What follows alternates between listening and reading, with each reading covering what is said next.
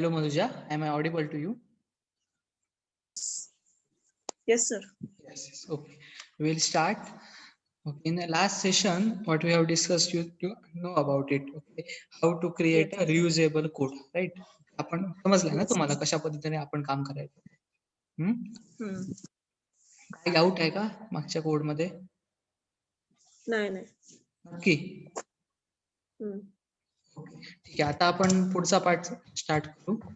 अजून कोण जॉईन होतो तर आपण बघू. 1 or 2 minutes वेट करू आपण. ठीक आहे. तेव्हा आता ह्याचा फायदा तुम्हाला कुठे कुठे होईल? ज्या ज्या ठिकाणी तुम्हाला एकच फंक्शनॅलिटी वारंवार वापरायची असेल त्या ठिकाणी तुम्ही ह्या पद्धतीने काम करणार आहात. ठीक आहे. आता शर्मिला पण ऍडमिट झाल्यात. जॉईन झाला की आपण स्टार्ट करू आताचं डिस्कशन. चालेल. ठीक आहे. Sharmila, am I audible to you? Sharmila, am I audible? Yes sir. Okay. आता मागचा पार्ट समजलाय तुम्हाला कशा पद्धतीने काम करायचं? हो सर, पण ते डू कनेक्ट जरा परत रिपीट करा. ओके, सांगतो. महत्वाचं आहे आपल्याला. असं असेल तर सांगा तुम्ही. ठीक आहे. मी शेअर करतोय बघा स्क्रीन. सांगा काय समजलं नाही डू कनेक्ट मध्ये, बोला.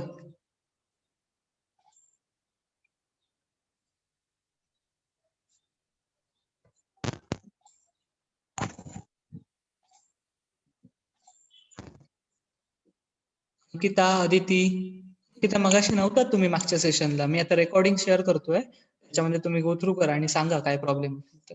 बघा, डू कनेक्ट मेथड मिळाली शर्मिला? हो.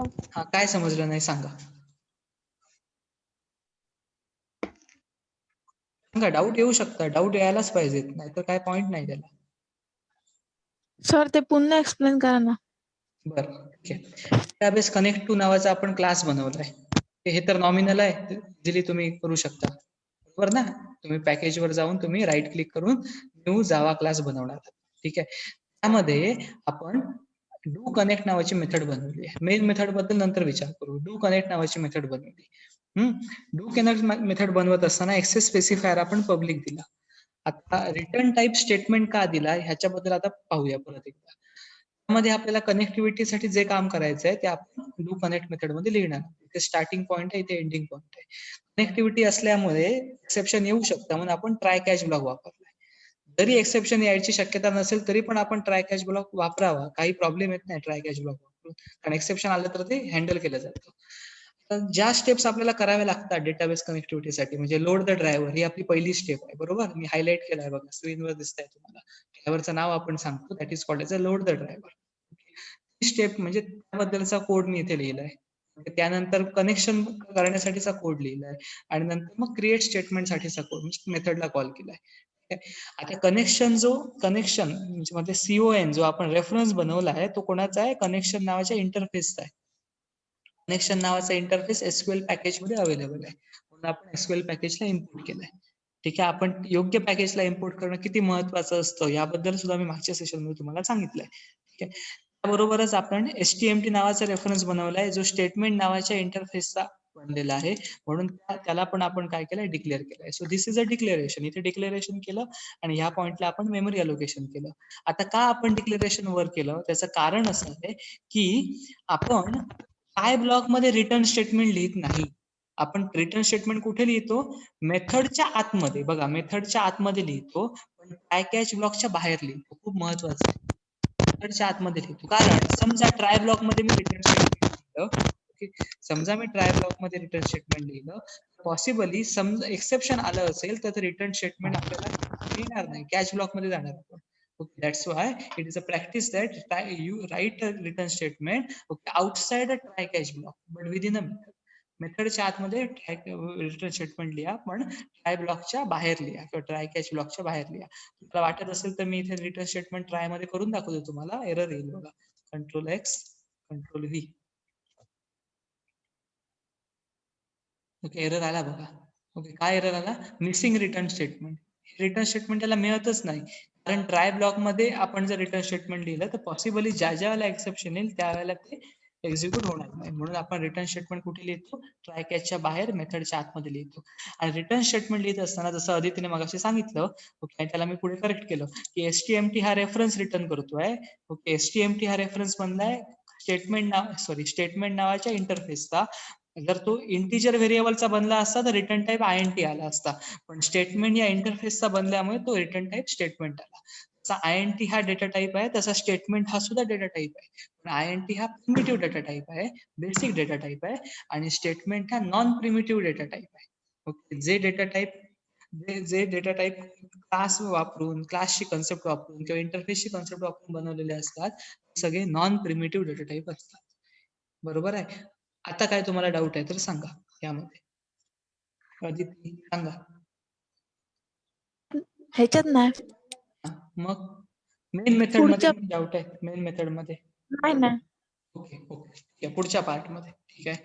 आता पुढे काय केलंय आपण? डेटाबेस कनेक्ट नावाचा जो आपण आधी क्लास बनवलेला होता, त्या क्लासमध्ये आपण कनेक्टिव्हिटीसाठी त्या स्टेप्स फॉलो करत होतो. कोणत्या स्टेप्स फॉलो करत होतो? Load the driver, connection, statement, ह्या स्टेप्स आपल्याला वारंवार कराव्या लागत होत्या. आता आपण काय केलंय की डेटाबेस कनेक्ट नावाच्या क्लासमध्ये हा जो पार्ट आहे तुम्ही काढून टाकतो. ओके, ठीक आहे. डेटाबेस कनेक्ट नावाच्या क्लासमध्ये मेन मेथड मध्ये आपल्याला कनेक्टिव्हिटीची आवश्यकता आहे. ठिकाणी आपल्याला कनेक्टिव्हिटीची गरज आहे. आपण काय करतोय? डेटाबेस कनेक्ट क्लासचा ऑब्जेक्ट बनवतो. कोणताही बनवू शकता तुम्ही, DC टू DC कोणतेही ऑब्जेक्ट बनवू शकता. आणि त्या ऑब्जेक्टचा वापर करून मी डू कनेक्ट मेथड, जी कुठे प्रेझेंट आहे? डेटाबेस कनेक्टिव्हिटी क्लासमध्ये प्रेझेंट आहे, तिला कॉल करता. ओके, ही मेथड कॉल केल्यामुळे काय करते? ही मेथड तुमच्यासाठी ह्या तिन्ही स्टेप्स करून देते. तिन्ही स्टेप्स करते आणि STMT ला रिटर्न करते. रिटर्न केलेली गोष्ट म्हणजे स्टेटमेंट इंटरफेसचा रेफरन्स आपण STMT ने रिटर्न झालाय, तो ST1 मध्ये स्टोअर केला.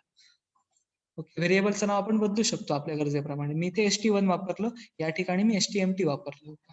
ओके, ते STMT ची गोष्ट रिटर्न झाली, मी ते ST1 मध्ये स्टोअर केली. आणि मग त्या ST1 चा वापर करून पुढची प्रोसेस केली, क्वेरी एक्झिक्यूट केली. त्यामुळे मला इथं ज्या गोष्टी आहेत, मला कोणत्या? Class dot for name, driver manager dot get connection, स्टेटमेंटचा क्रिएट स्टेटमेंट मेथड, त्या मेथडला कॉल करण्याची आवश्यकता नाही. डायरेक्टली त्या मेथड्स काय होतील? कॉल केल्या जातील. डायरेक्टली त्या मेथड्स कॉल केल्या जातील, कारण त्या मेथड्सना वापरण्याची आता कोणतीही आवश्यकता नाही. समजला इथपर्यंत? हा पार्ट समजलाय सगळ्यांना? हो. ओके, किता? हो सर. ठीक आहे. आता आपण जो आपला कोर पार्ट आहे तो आपण डिस्कस करू. स्क्रीन विजिबल आहे तुम्हाला? नेटबीन्स? हो सर. ओके, ठीक आहे. लॅग नाही येत नाही ना? आता इथे आपण नाही पुढचा नाही. पार्ट बघतोय, ज्यामध्ये आपल्याला जे टेबल वापरायचं आहे. जे टेबल ऑलरेडी आपण वापरलाय, याआधी जे टेबल आपण वापरलाय ते, पण या ठिकाणी आपल्याला जे टेबल वापरत असताना ते टेबलला अशा पद्धतीने वापरतोय की आपण ऑब्जेक्ट ही गोष्ट पण परत शिकत, म्हणजे परत वापरून बघणार शिकत नाही. आपण ऑलरेडी ह्या गोष्टी केलेल्या आहेत, ठीक आहे. आणि त्याबरोबर अजून एक महत्वाचा पार्ट आहे जावाचा, म्हणतात इनर मेथड्स. काय नाव आहे बघा, लिहून ठेवा तुम्ही नोटबुक मध्ये, इनर मेथड्स. इनर मेथड्सला शिकणार आहोत आपण.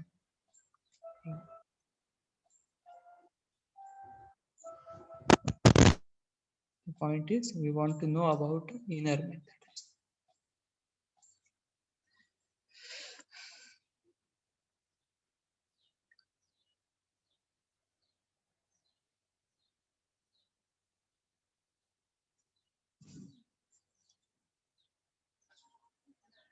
ओके, या इनर मेथड्स बद्दल आपण शिकणार आहोत, ठीक आहे.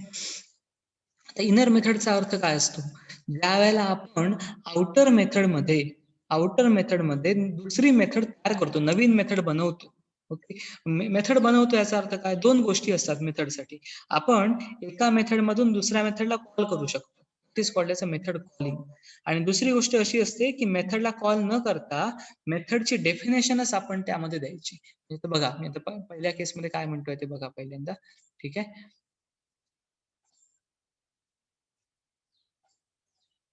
ओके, डेटाबेस कनेक्ट क्लासमध्ये डू कनेक्ट मेथड आहे. त्या मेथडला आपण डेटाबेस कनेक्ट क्लासमध्ये काय करतोय? कॉल करतोय. बघा, डेटाबेस कनेक्ट क्लासमध्ये त्या मेथडला आपण कॉल करतो. इथे कॉल केलाय बघा त्या मेथडला या पॉइंटला. राईट. ओके, अशा पद्धतीने आपण कॉल करू शकतो. हे नॉर्मल आहे. आपण डेटाबेस कनेक्ट क्लासच्या मेन मेथड मध्ये डू कनेक्ट मेथड जी दुसऱ्या क्लासची अवेलेबल होती त्याला कॉल केलाय. ही नॉर्मल प्रॅक्टिस आहे. अजून एक प्रॅक्टिस आहे. त्या प्रॅक्टिस मध्ये मेथड कॉल न करता मेथडची डेफिनेशनच आपण लिहायची. कुठे लिहायची? ज्या ठिकाणी आपल्याला मेथड वापरायची आहे त्या ठिकाणी. That is called as inner methods. Inner methods आपण शिकणार आहोत. हा एक पार्ट झाला. दुसरी गोष्ट ऑब्जेक्ट कसं वापरायचं ते पण शिकणार आहोत. आता जरा व्यवस्थित बघा ह्या गोष्टी. कदाचित हा पार्ट झाला पण असेल याआधी. टेबल एक्झाम्पल 1 नावाचा क्लास बनवलाय जो जे फ्रेम क्लासला काय करतो? एक्सटेंड करतो. त्यामध्ये आपण टेबल एक्झाम्पल 1 नावाचा कन्स्ट्रक्टर बनवलाय. कन्स्ट्रक्टर मध्ये आपल्याला कन्स्ट्रक्टर मध्ये काय करायचंय? जे टेबल बनवायचंय. आणि तुम्हाला माहिती असेल कोणतेही टेबल ड्रॉ करायचं असेल, ओके, अनोटेशन वापरतो मी. कोणतेही टेबल तुम्हाला ड्रॉ करायचं असेल तर त्या टेबलमध्ये 2 गोष्टी असतात. ओके, हे जर आपलं टेबल असेल तर टेबलमध्ये 2 गोष्टी असतात. पहिली गोष्ट असते त्या टेबलचे कॉलम्स असतात. टेबलचे काही कॉलम्स असतात. ओके, हा फर्स्ट कॉलम आहे, हा सेकंड कॉलम आहे, थर्ड कॉलम आहे. ओके, स्टुडंटचं टेबल असेल तर SID आहे, S नेम आहे, अँड S रजिस्ट्रेशन नंबर आहे किंवा whatever it is. Okay, at the same time प्रत्येक कॉलमच्या खाली त्याची इन्फॉर्मेशन असते. स्टुडंटची इन्फॉर्मेशन, फर्स्ट स्टुडंटची इन्फॉर्मेशन, सेकंड स्टुडंटची इन्फॉर्मेशन अँड सो ऑन. स्टुडंटची इन्फॉर्मेशन असते. तर हा पार्ट काय रिप्रेझेंट करतो? स्टुडंटचा डेटा रिप्रेझेंट करतो. हा पार्ट स्टुडंटचे कॉलम्स रिप्रेझेंट करतो. स्टुडंट टेबलचे कॉलम्स रिप्रेझेंट करतो. तेव्हा प्रत्येक ठिकाणी 2 गोष्टी असतात. तेव्हा आपण या ठिकाणी बघा फर्स्ट पार्ट मध्ये फर्स्ट पॉइंट मध्ये आपण इथे काय केलंय? स्ट्रिंग ऍरे क्रिएट केलाय. आपण काय बनवलंय बघा? स्ट्रिंग ऍरे बनवलाय. हा सॉरी आपला स्ट्रिंग ऍरे आहे. ठीक आहे. त्या स्ट्रिंग ऍरेचं नाव दिलंय आपण कॉलम्स. ठीक आहे. आणि त्या स्ट्रिंग ऍरे मध्ये आपण 4 व्हॅल्यूज स्टोअर केल्या. ओके, ही सगळी कॉलम नेम्स आहेत. ID, name, hourly rate and part time. काय कॉलम नेम्स. ठीक आहे. हे ऍरे डिक्लेरेशन आहे. नॉमिनल ऍरे डिक्लेरेशन आहे. वेगळं काहीच केलं नाहीये आपण. हे ऍरे डिक्लेरेशन या पद्धतीनेच करायला हवं असंही काही नाही. तुम्ही अशा पद्धतीने ते करू शकता. एकाखाली एक यायला हवं असं काही नाहीये. तुम्ही असं करू शकता. It is possible to do it. Okay, string single dimension array, ऍरेचं नाव, कॉलम्स, त्याचं डिक्लेरेशन, त्यामध्ये कॉलमची नाव. That's all. ओके, कॉलमचे नाव आपण डबल कोटेशन मध्ये दिली कारण प्रत्येक व्हॅल्यू काय स्ट्रिंग डेटा टाइप म्हणून डबल कोटेशन मध्ये दिली. ठीक आहे. आता पुढचा part actual data for the table in a 2D array. आता जो डेटा आपण भरणार आहोत तर काय प्रत्येक रो मध्ये 4 गोष्टी येणार आहेत. ID येणार आहे, नेम येणार आहे, अवर्ली रेट आणि पार्ट टाइम.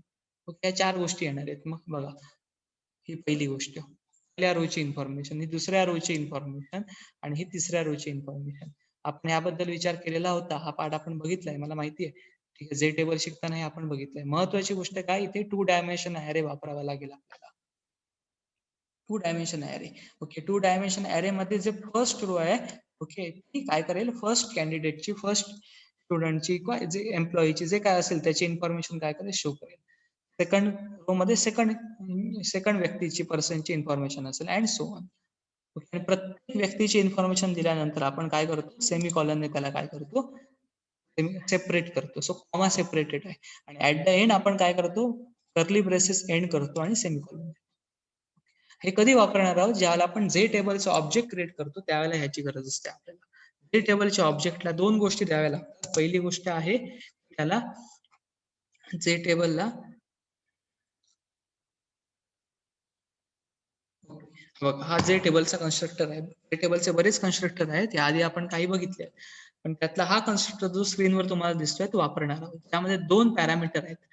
फर्स्ट पॅरामीटर जो आहे जे टेबलमध्ये तो काय एक 2 डायमेन्शनल ऍरे आहे आणि सेकंड पॅरामीटर आहे तो एक सिंगल डायमेन्शनल ऍरे आहे. फर्स्ट पॅरामीटर आपण काय पास केला? डेटा पास केला. डेटा हा 2 डायमेन्शन ऍरे आहे का? आहे.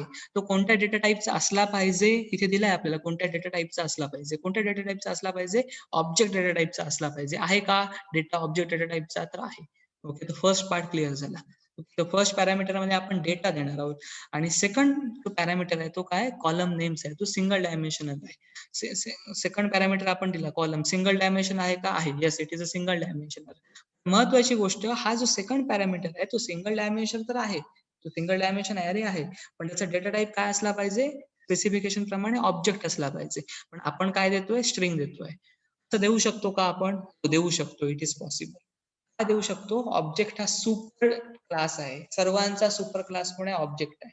आणि बाकीचे जे क्लास आहेत, स्ट्रिंग असेल आणि त्याखालचे कोणते क्लास आहेत, हे सगळे क्लासेस काय त्याचे सब क्लासेस आहेत. सब आपण सुपर क्लास ऐवजी सब क्लास देऊ शकतो आपण, हे पॉसिबल आहे. ठीक आहे, एक्झाम्पल साठी तुम्हाला सांगायचं असेल समजा, ओके, तर आपण जनरली असं म्हणतो की डिप्लोमा स्टुडंट, एक्झाम्पल साठी मी म्हणतोय diploma student. Okay, diploma student हे जनरल झालं. आपण त्याला सब क्लासिफाय करू शकतो. First year admitted diploma student, direct second year admitted diploma student. Okay, आपण जर अजून जास्त माहिती देणार असतो की yes it is a diploma student but is a second year admitted diploma student, तेव्हा आपण डिप्लोमा स्टुडंट एवढी इन्फॉर्मेशन न देता अजून जास्त इन्फॉर्मेशन देतोय second year admitted diploma student, तर ते चालू शकतं. ओके, जनरल इन्फॉर्मेशन देण्याऐवजी स्पेसिफिक इन्फॉर्मेशन दिली तर चालू शकेल, पण रिव्हर्स केस होऊ शकत नाही. रिव्हर्स केस म्हणजे स्पेसिफिक इन्फॉर्मेशनची गरज असताना जनरल इन्फॉर्मेशन आपण देऊ शकत नाही. या केसमध्ये जनरल इन्फॉर्मेशनची आवश्यकता असताना आपण स्पेसिफिक इन्फॉर्मेशन देतो. ऑब्जेक्ट हा सुपर क्लासची आवश्यकता असताना आपण त्याचा सब क्लास देतो. It is possible to use it, पण reverse is not possible. String parameter असेल आणि तर मी उलट देत असेल, ऑब्जेक्ट देत असेल तर चालणार नाही. Okay, so I think the idea is clear. त्यामुळे इथे कोणते ऑब्जेक्शन न घेता आपण पॅरामीटर स्पेसिफाय करू शकतो. आपण स्पेसिफाय केलेला आहे आणि त्यानंतर पुढचा पार्ट केलाय की दिस डॉट ऍड. हे दिस डॉट ऍड का, आपला जो क्लास आहे तो काय करणार आहे, फ्रेम सारखा बिहेव करणार आहे. त्याला आपण डायरेक्टली त्याला काय करू शकतो, अप्लाय करू शकतो. किंवा दिस वापरण्याची पण आवश्यकता नाही, आपण डायरेक्टली ऍड म्हणू शकतो. इम्प्लिसिट आहे त्यामध्ये दिस. हा कोड वेब सोर्स वरून घेतलाय त्यामुळे दिस आलाय, पण दिसची सुद्धा काही आवश्यकता नाही. You can directly use it. पण directly call methods because your class behaves like तुमच्या क्लासमध्ये फ्रेमच्या सर्व प्रॉपर्टीज अवेलेबल आहेत. ऍड मेथड मध्ये आपण स्क्रोल पेनचं जे ऑब्जेक्ट आहे ते बनवतोय आणि स्क्रोल पेनच्या ऑब्जेक्ट मध्ये आपण पॅरामीटर स्पेसिफाय करतो. कोणता पॅरामीटर स्पेसिफाय करतो बघा, सेकंड कन्स्ट्रक्टर वापरतो, ज्यामध्ये कंपोनंट देतो. कोणता कंपोनंट देतो, टेबलच देतो आपण. जे आपण टेबल देणार आहोत ते जे स्क्रोल पेन मध्ये काय होईल, डिस्प्ले केलं जाईल. नंतर आपण सेट टायटल वापरतोय, सेट डिफॉल्ट क्लोज ऑपरेशन वापरतो. कशासाठी, तर फ्रेम आपली कॉम्पॅक्ट पद्धतीने ती दिसली पाहिजे आणि फ्रेमला विजिबल बनवण्यासाठी सेट विजिबल वापरतो. ओके, आता नवीन गोष्ट इनर मेथड्स बद्दल मी बोललो होतो. इथे मेन मेथड आपण वापरली आहे आणि इथपर्यंत आपला कन्स्ट्रक्टर आहे. Up to this point it is a constructor. आता इथे आपण मेन मेथड मध्ये गेलो. मेन मेथड मध्ये आपण काय करणार आहोत की टेबल एक्झाम्पल या क्लासला काय करणार, त्याच्या क्लासचं ऑब्जेक्ट क्रिएट करणार आहोत. टेबल एक्झाम्पल 1 या क्लासचा ऑब्जेक्ट आपण क्रिएट करणार आहोत. ठीक आहे, या ठिकाणी ऑब्जेक्ट क्रिएट करत असताना आपण ते डायरेक्टली क्रिएट करू शकतो. आपण हा एक पुढचा पार्ट बघतोय, ज्यामध्ये आपण ऑब्जेक्ट क्रिएट करत असताना आपण मल्टी थ्रेडिंग पण करतो. मल्टी थ्रेडिंग मध्ये एक मेथड आहे जी रन मेथड आहे. जी रन मेथड काय करते बघा, की मल्टी थ्रेडिंग करायला मदत करते. By using a run method we can start new thread, it is possible. ठीक आहे, बाय डिफॉल्ट प्रत्येक प्रोग्राम मध्ये एक थ्रेड असतो, अवेलेबल असतो, त्याला मेन थ्रेड म्हणतात. मेन थ्रेड व्यतिरिक्त जर तुम्हाला अजून एका थ्रेडची आवश्यकता असेल तर तुम्ही रन मेथडला कॉल करू शकता. It is possible too. आणि अशा पद्धतीने तुम्हाला वापरायचं असेल तर तुम्ही मेन मेथडला कॉल करा. मेन थ्रेड मध्ये तुमचं एक्झिक्युशन होण्याऐवजी सबऑर्डिनेट थ्रेड मध्ये काय होतं, एक्झिक्युशन. करण्यासाठी आपण इथे काय केलंय बघा, महत्वाची गोष्ट, आपण इन्व्होक लेटर मेथडला कॉल केला. ही इन्व्होक लेटर ही मेथड आहे. ओके, आणि त्यामध्ये ही इन्व्होक लेटर मेथड एक स्टॅटिक मेथड आहे जी स्विंग युटिलिटीज क्लासमध्ये अवेलेबल आहे. आता स्विंग युटिलिटीज क्लास आपल्या स्विंग पॅकेज मध्ये अवेलेबल आहे. आपण स्विंग पॅकेज आपण काय केला, इम्पोर्ट केलाय. त्यामुळे स्विंग युटिलिटीज क्लास पण आपला अवेलेबल झालाय. स्विंग युटिलिटीज क्लासमध्ये जी स्टॅटिक मेथड आहे, स्टॅटिक मेथड कॉल करायला काय करतो आपण, क्लासचं नाव डॉट मेथडचं नाव, इन्व्होक लेटर मेथडला कॉल केलं आणि त्यामध्ये ह्या पॉइंटला तुम्ही जर आयडेंटिफाय करा, इथे बघा स्टार्टिंग पॉइंट आहे, इथे त्याचा एंडिंग पॉइंट आहे. या पॉइंटला आपण काय करतोय, इनर मेथड पण वापरतोय आणि इनर क्लास पण वापरतोय.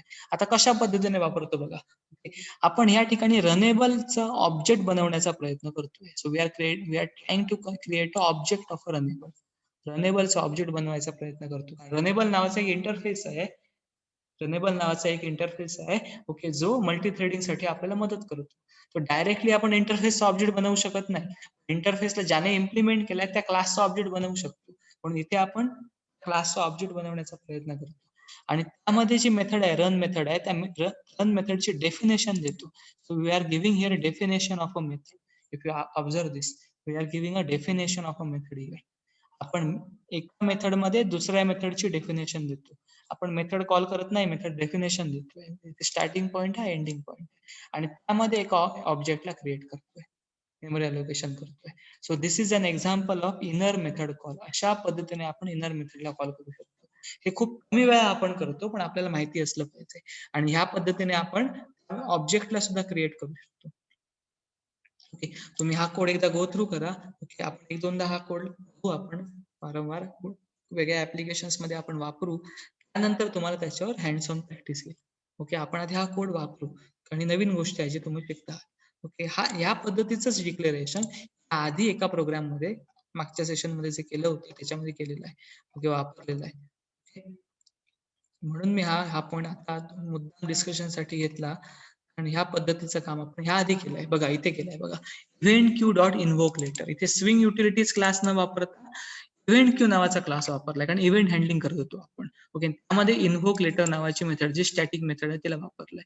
ठीक आहे, इव्हेंट हँडलिंग करत असताना सुद्धा मल्टी थ्रेडिंग करावं लागतं. वेगवेगळ्या ठिकाणचं इव्हेंट हँडलिंग एकाच वेळेला करायचं असतं. त्यावेळेला अशा पद्धतीने काम करतो आपण. त्यामध्ये न्यू रनेबल ऑब्जेक्ट बनवण्याचा प्रयत्न करतो. आपण डायरेक्टली इंटरफेसचा ऑब्जेक्ट बनवत नाही. ओके, इंटरफेसला ज्याने इम्प्लिमेंट केलाय त्या क्लासचा ऍक्च्युअली इनडायरेक्टली ऑब्जेक्ट बनवतो. ओके, आणि त्यामध्ये आपण रन मेथडला कॉल करतो.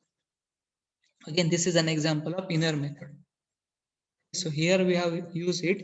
It is not used each and every time. In some cases we are using it. Okay, तर का वापरायची त्याबद्दल आपण नंतर बघू, पुढच्या काही सेशन्स मध्ये बघू. ओके, पण हा ऍडव्हान्स पार्ट आहे जो तुम्हाला आता आला पाहिजे, माहिती असला पाहिजे, कारण आपण ऍडव्हान्स जावा शिकतोय. So I think I have told you, okay, how to use that inner methods, and I have told you about inner class also. I will share this particular code. Okay, you can go through this code. Okay, हा code जो आहे तो तुम्ही go through करा. टेबलचा code तो आधी व्यवस्थित बघा, रन करून बघा, आणि त्यानंतर तुम्हाला अजून चांगली आयडिया येईल अशा पद्धतीने इनर मेथड्स आणि इनर क्लासेस काम करतात. ठीक आहे, आपण जोपर्यंत प्रॅक्टिस करून बघणार नाही तोपर्यंत आपल्याला समजणार नाही. आपण अजून अशी अनेक एक्झाम्पल बघू, त्यानंतर आपल्याला चांगली आयडिया येईल. ओके, तुम्ही आज काय करा की हा कोड एकदा गो थ्रू करा, परत एकदा बघा, त्यानंतर तुम्हाला ही गोष्ट अजून चांगल्या पद्धतीने समजेल. ठीक आहे, मला आउटपुट मी रन करून दाखवतो. I want to run up output of table example 1. Okay, this is table example 1. ठीक आहे, या पद्धतीने आपल्याला आउटपुट मिळत आहे. ID, name, hourly rate, part time. Sir screen freeze झाली आहे. ओके, परत मी शेअर करतोय बघा.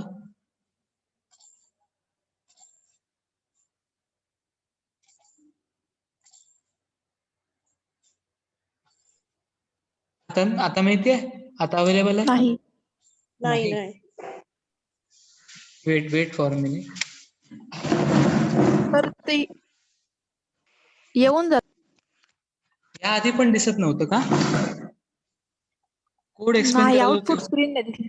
नाही, ते फक्त कोड दिसलेला. ओके, आउटपुट स्क्रीन दिसत नाहीये तुम्हाला. ओके, ठीक आहे, आता हा. लक्षात आलं माझ्या. लास्ट टाइमला जो प्रॉब्लेम आला तोच प्रॉब्लेम आता येत असेल. ठीक आहे, बघू आपण काय करायचं. Just sir weight. स्क्रीन येऊन जात, आउटपुट स्क्रीन लगेच. काय म्हणता? आउटपुट स्क्रीन आहे ना, ती लगेच येऊन जाते सेकंड मध्ये. ठीक आहे, एक मिनिट थांबा, 1 मिनिट. आता बघा अवेलेबल आहे का? हो सर. आता दिसते ना? हो. ओके ओके, मला समजलं काय प्रॉब्लेम आहे तो. ओके, ह्याच्या पुढे होणार नाही तो, आता लक्ष झालं माझ्या. रन केल्यानंतर तुम्हाला ती स्क्रीन दाखवली पाहिजे, शेअर केली पाहिजे. ऍक्च्युली अवेलेबल आहे, समजताय तुम्हाला? अशा पद्धतीने आपलं टेबल मिळणार आहे. ओके, या पद्धतीचं आउटपुट ह्या आधी पण आपल्याला मिळालं होतं. मी आता क्लोज करतो. ह्या पद्धतीचं आउटपुट आपल्याला या आधी पण मिळालं होतं. तुम्हाला अजून एक प्रोग्राम रन करून दाखवतो. टेबल एक्झाम्पल नाव दिलंय त्या प्रोग्रामचं. ठीक आहे,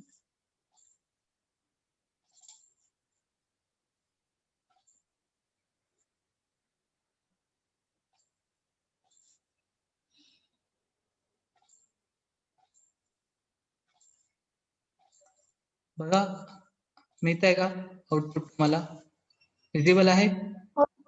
हो सर. ओके, सेम टाईपचं टेबल बनवलं होतं आपण, हेच आउटपुट आपल्याला आलं होतं. ठीक आहे, पण त्यावेळेला आता तुम्हाला कोड मी एकदा शेअर करतो तुमच्या बरोबर. त्या प्रोग्रामचा कोड मी दाखवतो, एक्झॅक्टली आपण केलं होतं त्या प्रोग्राम मध्ये. ठीक आहे, आता मिळत आहे तुम्हाला क्लास, टेबल एक्झाम्पल क्लास मिळतोय, स्क्रीनवर अवेलेबल आहे बघा, आहे ना हो विजिबल? सर. ओके, त्यामध्ये पण ह्याच गोष्टी केल्या होत्या, कॉलम्स दिले होते, डेटा भरला होता. ठीक आहे, त्यामध्ये डेटा पण मी स्ट्रिंग डेटा टाईपचा घेतला होता. इथे ऑब्जेक्ट डेटा टाईपचा घेते, तिथे स्ट्रिंग डेटा टाईपचा घेतला होता. ते तुमच्यावर आहे, घेऊ शकतो आपण. आता मी एक्सप्लेन केलं, कारण ऑब्जेक्ट सुपर क्लास आहे मग, आणि स्ट्रिंग हा सब क्लास आहे, तेव्हा आपण सब क्लास वापर करू शकतो. ठीक आहे, त्यानंतर बाकी सगळ्या गोष्टी सेम होत्या. टेबल बनवलं होतं, जे स्क्रोलचं ऑब्जेक्ट बनवलं होतं, त्यामध्ये ते आपण ऍड केलं होतं, आणि फ्रेमचं ऑब्जेक्ट मी सेपरेटली बनवलं होतं, ज्यामध्ये स्क्रोल पेनला ऍड केलं होतं, कारण टेबल एक्झाम्पल क्लास ते फ्रेमला एक्सटेंड करत नव्हता, म्हणून आपल्याला फ्रेमचं ऑब्जेक्ट सेपरेटली बनवावं लागलं. ठीक आहे, त्या केसमध्ये पण आपल्याला आउटपुट मिळालं, आणि या केसमध्ये सुद्धा आउटपुट मिळालं आपल्याला. त्या पद्धतीनेच आपण ऑब्जेक्टला कॉल केलं आणि आउटपुट मिळालं. आउटपुट मध्ये डिफरन्स नाहीये. महत्वाची गोष्ट आहे, इथे आपण एक नवीन गोष्ट वापरली आहे, इनर मेथड्स. ओके, ही एक नवीन गोष्ट आहे जी वापरली आहे आपण, आणि त्याचा वापर करून आपण मल्टी थ्रेडिंग करू शकतो, आपला ऑपरेटिंग सिस्टीमचा लोड कमी करू शकतो, आणि एकाच वेळेला एकापेक्षा जास्त ऍप्लिकेशन्स रन करू शकतो. This is the advantage of this particular technique. आपण ह्याबद्दल अजून पुढच्या प्रोग्राम मध्ये आपण इनर मेथड्स वापरू, म्हणजे तुम्ही हँड्स ऑन व्हाल, तुम्हालाही लक्षात येईल इनर मेथड्स कशा वापरायच्या. ठीक आहे, आपण जनरली स्विंग प्रोग्रामिंग मध्ये अशा पद्धतीने काम करत असतो, इनर मेथड्स वापरतो. ठीक आहे, पुढचा पार्ट जो आपण बघणार आहोत, जावा सर्वलेट, JSP, त्यामध्ये पण आपल्याला इनर मेथड्सची आवश्यकता आहे, त्याला वेब प्रोग्रामिंग म्हणतात. I think I have explain to you, okay, as much as possible, okay, from my side. You can go through this particular recording also, right? You can go through the recording. Okay, if you have any doubt, okay, you can come back to me, no problem. Okay, Aditi, Kita, Kita, okay, audible आहे ना? हो. हो हो sir. Okay, समजलंय आताचं session? हो last session attend केलं नव्हतं तुम्ही, मी आता रेकॉर्डिंग शेअर करतोय, ऍटलिस्ट रेकॉर्डिंग मधून गो थ्रू करा त्याच्यामधून. हो हो. ओके, आता डाऊट काय आहे तुम्हाला सांगा. आता इंटरॅक्शनच होत नाही आपलं, फिजिकल इंटरॅक्शन.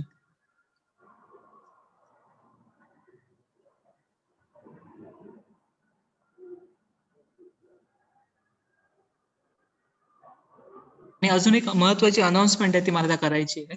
ओके, तोपर्यंत तुमचे डाऊट्स काय असतील तर मला विचारा. तिथं फक्त एकट्याच नाहीत, बाकीचे पण लोक करू शकतात.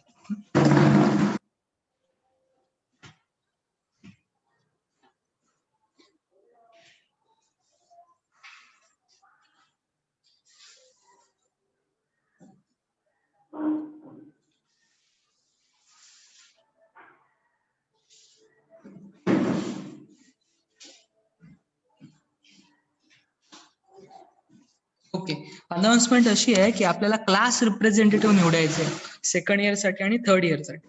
दरवर्षी अशी पद्धत असते की तुम्ही इथे अवेलेबल असता, त्यामुळे तुम्हाला रिप्रेझेंटेटिव्ह निवडणं वगैरे खूप सोपं जातं.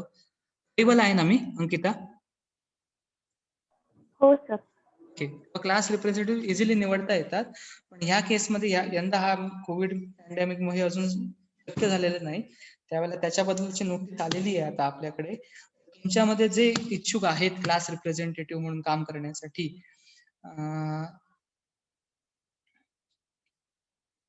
आणि आपल्याकडे अशी पद्धत आहे की आपण जे पहिले 3 विद्यार्थी असतात, ते 3 विद्यार्थ्यांनाच आपण हे करतो, चॉईस देतो की त्यांच्यातीलच एक जण हा क्लास रिप्रेझेंटेटिव्ह होत असतो. किंवा तुमचे जे 3 विद्यार्थी आहेत, पहिले 3 आहेत, तुम्हाला माहिती आहे कोण आहेत पहिले 3 लोक? आपण मध्ये डेटा पण कलेक्ट केला होता.